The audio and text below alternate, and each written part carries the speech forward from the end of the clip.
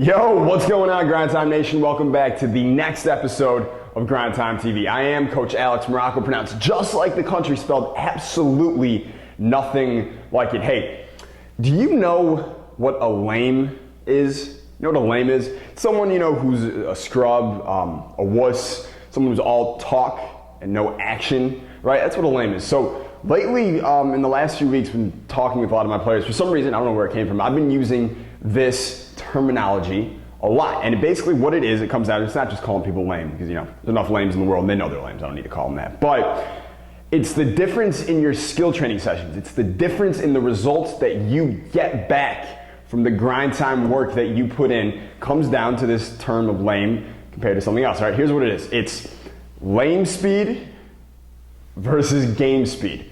Are you training at lame speed? Or are you training at game speed? So I'll tell you what. If you train at a lame speed pace, you are going to get lame results. You train at a game speed pace, get game time results, all right? So brings me to Daniel Watkins' question. Daniel sent a question a few days ago, grind time player, trains with Effective Ball Handling 2.0 right now. Simple question, all he asked was, well actually it was a follow-up question, he already asked me one, but I'm not gonna cover that right now. He said, I have amazing foot speed. He's also really humble. I don't know if I mentioned that. I have amazing foot speed. How would I be able to run faster dribbling the ball with control? Well, Daniel, it comes down to two things. Thanks for your question, by the way. But it comes down to two things. One, the principle of specificity.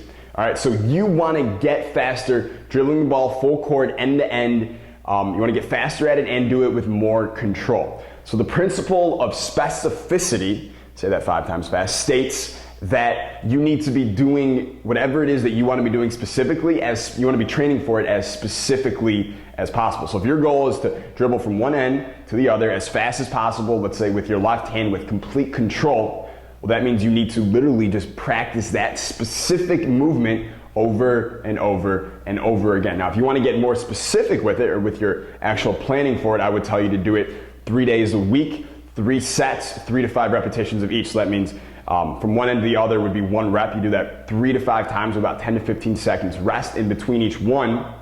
And then you would take 2 to 3 minutes rest between those sets, and you do that for your left hand and for your right hand, and preferably for alternating hands as well. We cover a lot of that in Effective Ball Handling 2.0, but that's one. I said there were 2. That's the principle of specificity. The other idea of it, and this is kind of built in with the exercise prescription or the drill prescription that I just gave you, is that it needs to be done at game speed, not lame speed. All right, so make sure you're doing it at game speed when you're practicing this. Make sure, and that means game speed isn't just about going as fast as you can or going as hard as you can like you would in a game. That's one part of it.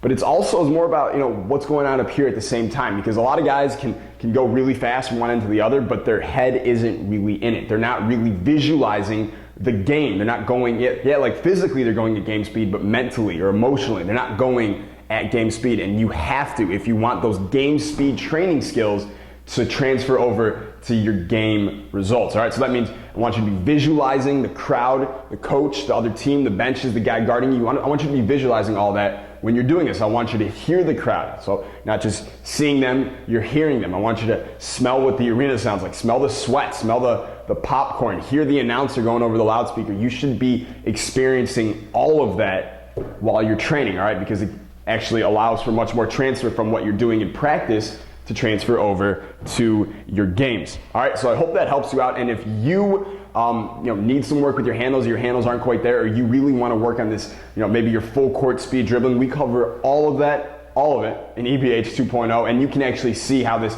game speed concept, this complete game speed concept, is really worked into a periodized, planned out program to take you from wherever your handles are right now to exactly where you want them to be. All right, so click the link below if you're ready for that. And later today, we're gonna be talking more about what I spoke about yesterday, about the poison that players are putting in their mouth every single day that's poisoning their bloodstream and hijacking their conditioning, amongst a variety of different problems that this toxin causes. All right, it's in your everyday food, you eat it all the time. I want you, if you're really serious about your game, to try and cut it out of your diet and replace it with better foods and better energy. We're going to talk about that later today. And I got some emails already from players and coaches who were offended by what I said, or were trying to say this isn't true or this can't be true and things like that. It's exactly what I expected. Really, the way that I'm really running my coaching now and these videos and Grind Time TV is I'm really trying to separate the people who are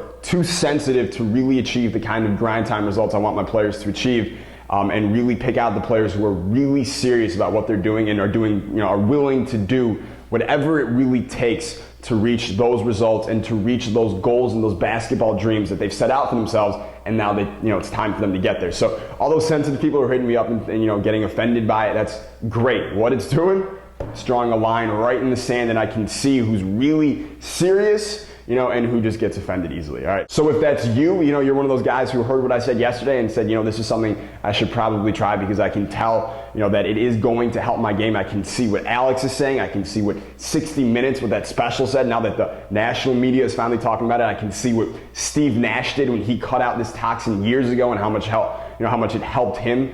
And now it's probably time for you to give it a shot as well. So we're going to talk about that later today. I will see you then. But until then, stay grind time. Peace!